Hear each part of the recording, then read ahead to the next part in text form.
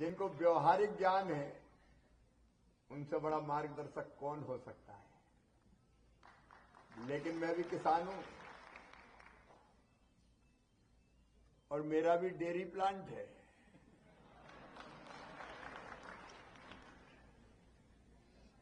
और इसलिए मैं ऐसा मंत्री नहीं हूं कि जैसे कुछ पता ही नहीं हो। और वैसे भी मंत्री नहीं हूं, ना मैं अतिथि हूं, क्योंकि अतिथि तो वो होता है जिसके आने की तिथि ज्ञात नहीं होती, बिना बुलाए कभी भी टपक जाए। लेकिन मेरी तिथि तो आपने तय करी है। और दूसरी बात, मैं आपके बीच में मेहमान कैसे हो सकता हूं? मैं तो मामा हूं।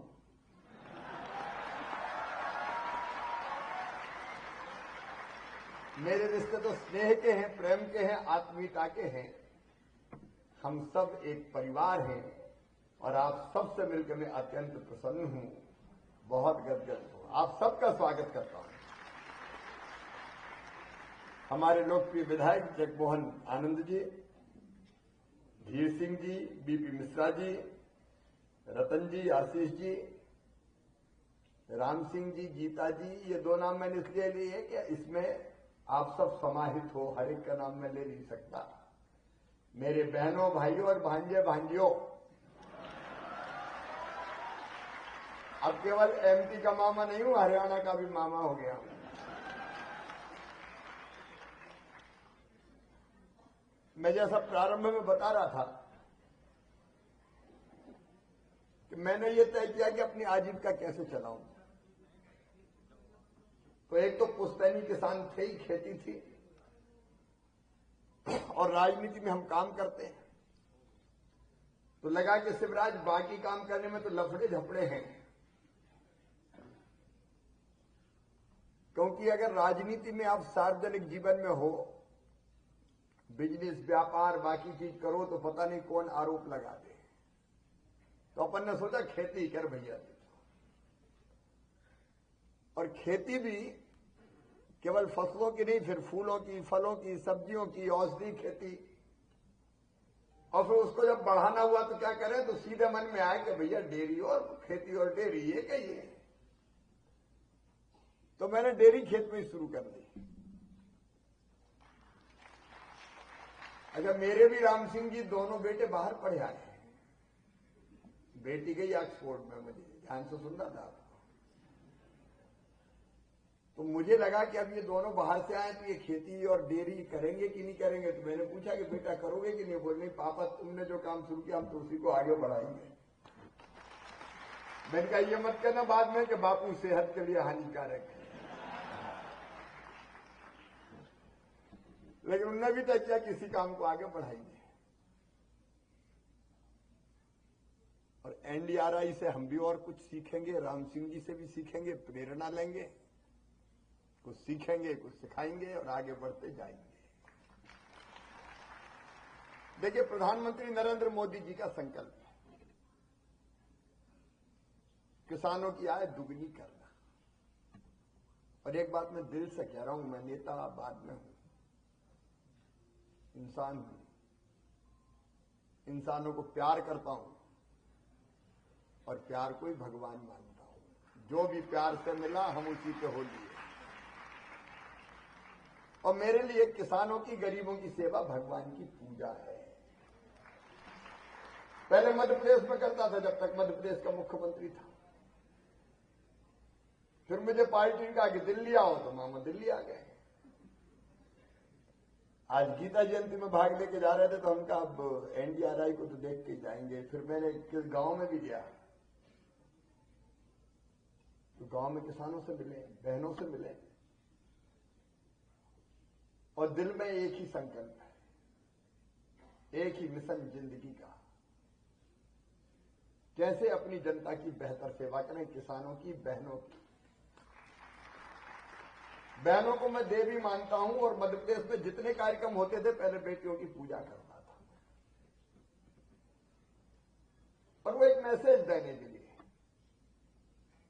क्योंकि अपन देखते थे कि पुरुष प्रधान समाज में महिलाओं को उतना सम्मान नहीं था। मैंने अपने गांव में देखा, बेटा पैदा हो जाए तो खुशियां मनाई जाए, बधाई गाई जाए, मिठाई बांटी जाए, ढोल बजाया जाए, और बेटा पैदा हो गया तो पता चला मां का भी, बेटी पैदा होगी तो मां का चेहरा भी उतर जाए। तो मैं सोचता था भगवान ये क्यों होता है, ये भेदभाव क्यों? बेटा बेटी एक ही मां की कोख से पैदा हुए, बेटे को लाड़ मिले, बिटिया को दुत्कार मिले। तो बचपन से मेरे मन में बेचैनी रहती थी। मैं छोटा था लेकिन कई जगह कहता था बेटी को आने दो, बेटी है तो कल है, बेटी नहीं बचाओगे तो बहू कहां से लाओगे। तो एक जगह मैं कह रहा था बेटी को आने दो, एक बूढ़ी अम्मा खड़ी हो गई, बड़ी बात कर रहा है, बेटी को आने दो, बेटी को आने दो, बड़ी हो गई और शादी करनी पड़ी तो दहेज में शादी का इंतजाम क्या तू करवाएगा, शादी में दहेज का इंतजाम क्या तू करवाएगा। तो मुझे लगा कि ये जब तक बोझ मानने की मानसिकता रहेगी तब तक बेटी को पैदा नहीं होने देगी दुनिया। और इसलिए भेदभाव खत्म करना चाहिए। और इसलिए मुख्यमंत्री बनते ही मैंने पहली योजना बनाई थी लाडली लक्ष्मी योजना। मैंने कल्पना की कि बिटिया पैदा होगी तो लखपति पैदा होगी। और मैंने अफसरों से कहा कि बेटी को लखपति बनाना, पैदा होती। बोले हो ही नहीं सकता। मैंने कहा होगा। बोले कैसे सर? मैंने कहा ऐसे कि हम मुख्यमंत्री बेटी की पैदा होते ही उसके खाते में पैसा डाल देंगे 30,000 रुपया, और बाद में ब्याज लग के जब वो बड़ी होगी तो 1 लाख रुपया से ज्यादा मिल जाएंगे तो बेटी लखपति हो जाएगी। इसमें कौन सी बड़ी बात है? ये पहली योजना बनी लाडली लक्ष्मी। 5वीं पास करके बेटी 6वीं में जाए तो 2,000, 8वीं पास करके 9वीं में जाए तो 4,000, 10वीं पास करके 11वीं में जाए तो 6,000, 12वीं में फिर 6,000, कॉलेज में 12,500, कॉलेज पास करे तो 12,500, और बड़ी और हो जाए तो 1 लाख और 50 लाख से ज्यादा लाडली लक्ष्मी बेटी आज मध्य प्रदेश की धरती पर है। जिंदगी बदलना था। योजनाएं कई है, उनके विस्तार में नहीं जाऊंगा क्योंकि चर्चा हमको एनडीआरआई की करनी है। लेकिन बहनों, जब बोलते हुए मैं देख रहा था गीता को तो सीना मेरा गर्व से फूल रहा था। महिलाओं का आर्थिक, सामाजिक, शैक्षणिक और राजनीतिक सशक्तिकरण जरूरी है। इसलिए मध्य प्रदेश पहला राज्य था जिसने 50% रिजर्वेशन स्थानीय निकाय के चुनाव में बहनों को दिया। और उसके बाद बेटियों की शादी का कार्यक्रम शुरू किया, कन्या विवाह योजना। फिर गरीब बहन बेटा बेटी को जन्म दे तो जन्म के पहले 4,000, जन्म के बाद 12,000। और मैं भाइयों को बताना चाहता हूं कि एक भी हमने तय किया कि बेटी बहन किसी के नाम से अगर जमीन, मकान, दुकान खरीदोगे तो रजिस्ट्री का शुल्क, स्टाम्प शुल्क लगेगा 1 रुपया, और पुरुष के नाम से खरीदोगे तो 5% लगेगा। तो पतिदेव ने जमीन खरीदी और फिर अपनी पत्नी से कहा पप्पू की मम्मी तेरे नाम पे करवा दी, रजिस्ट्री का पैसा बच जाएगा। तो हम क्या इस बहाने कम से कम बहनों के नाम संपत्ति आए। महिला सशक्तिकरण जिंदगी का मिशन, और किसानों की आय के बिना देश नहीं बढ़ सकता। कृषि भारतीय अर्थव्यवस्था की रीढ़ है। आज भी जीडीपी में योगदान 18%। अकेली खेती का भी, यानी मैं पशुपालन की बात नहीं कर रहा मैं। और 50% से ज्यादा को रोजगार देती है। प्रधानमंत्री जी का भी संकल्प है आय बढ़ाना। तो आय केवल खेती में नहीं बढ़ेगी, खेती में भी बढ़ती है। तो खेती के लिए हमारी योजना है 6। उत्पादन बढ़ाना, उत्पादन की लागत घटाना। उत्पादन में बासमती भी, गन्ना भी, गेहूं भी सब आता है।